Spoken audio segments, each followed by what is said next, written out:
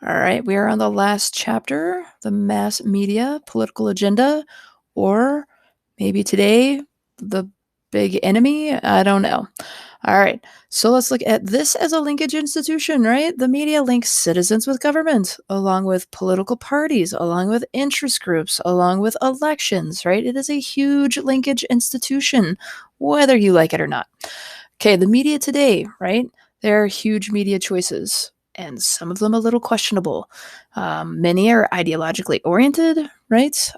Some are consumer driven, right? And there's uncertainty over the credibility of news and sources and information, right? There's some people who just say a source within has told us, right? And never talking about who that source is, which usually not believable.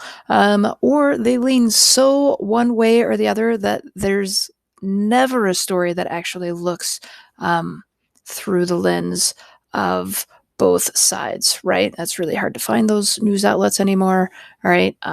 So, right, we're really stuck with this ideological programming. So, let's look at that ever famous thing called fake news. All right, the word gets thrown around a lot, but let's actually learn about it. So, fake news are false stories, right? Carefully targeted to specific audiences to encourage them to support a candidate or take a political action. And it goes for both sides.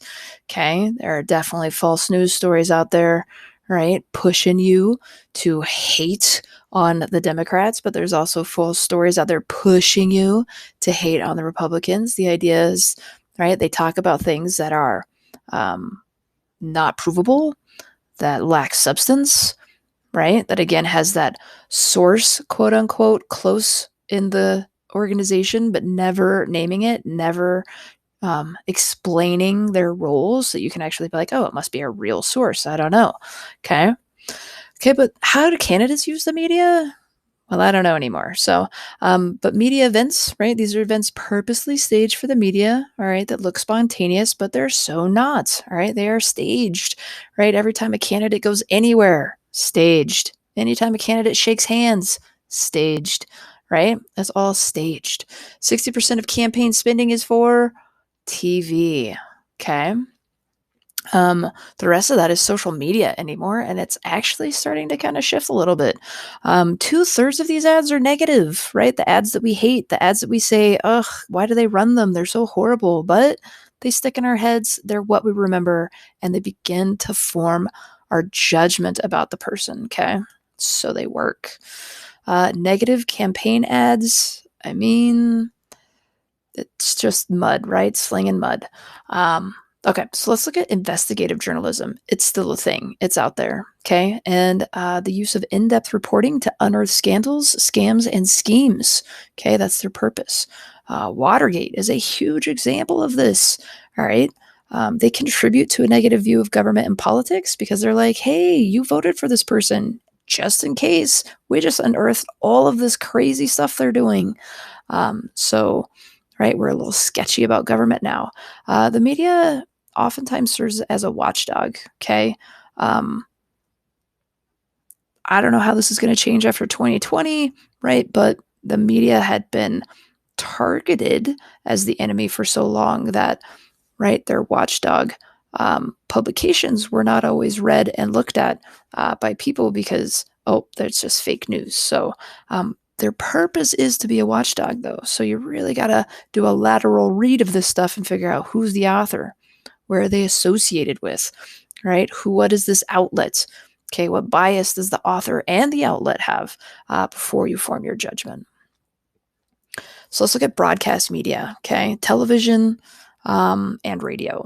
We're not talking cable, okay? This is just like your Channel 9 news or your radio broadcast. Brought government and politics into people's homes for the first times, right? This is when this all first came about, made politicians more aware of their appearance, right? The infamous Kennedy-Nixon debate. If you listened on the radio, Nixon won. If you watched it on TV, Kennedy was good looking. Nixon looked sick. So Kennedy won. All right. So perception. TV is where it's at. You got to start looking good. So generally the top source of news, all right, for most Americans and is most believable, television and radio, not AM radio. Okay. News radio. All right, superficial coverage of political news, okay? Sound bites, short video clips of approximately 15 seconds or less. These are not believable. These are just like a snippet, okay? And clearly always taken out of context. So reporting the news, right? There's bias in the news. News alert. Okay. Some outlets are ideologically biased to the right or left. Okay. Fox goes one way, MSNBC goes another way. You've got to take that into account when you're reading them. There's structural bias occurs, right? When stories are chosen to attract the largest audience, right? We're looking for the headlines, we're looking for the catchy, we're looking for the interest, right? Yellow journalism back again. Okay. If it bleeds, it leads, right? The idea is let's get more buyers, let's get more watchers, let's get more people in on it. All right. Media is really in search of unusual stories that are going to excite, right? Rather than the sophisticated story. Okay. We want to have a 30-second story that intrigues us rather than, right, a 3-minute story that researched something that we should care about because it impacts our life, but we're like, I'm bored. All right, finding the news.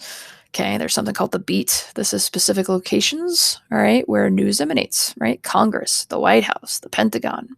And then there's trial balloons, right? An intentional news leak for the purpose of assessing the political reaction, right? Okay, so news and public opinion. All right, television news can affect what people think. Okay, like if you're talking about it a lot, boy, it's going to affect what I think of that. If you're not talking about it very much, it must not be that important. I'm not going to worry about it. Okay, some policies can be made more important, others less important, depending on the coverage.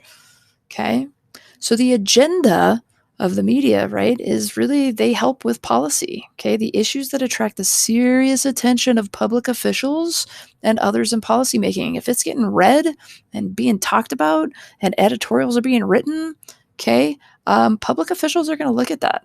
Okay.